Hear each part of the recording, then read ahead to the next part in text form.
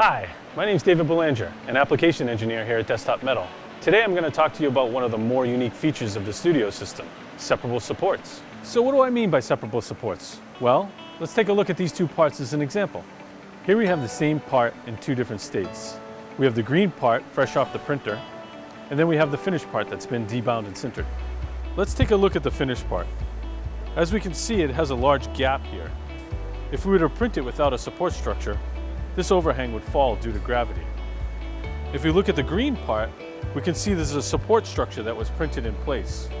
If we look at it a little bit closer, we can see a white ceramic interface layer.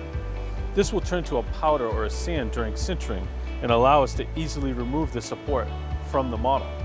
So now that you have a better understanding of how separable supports work, I'm going to show you how easily it is to remove them from this part.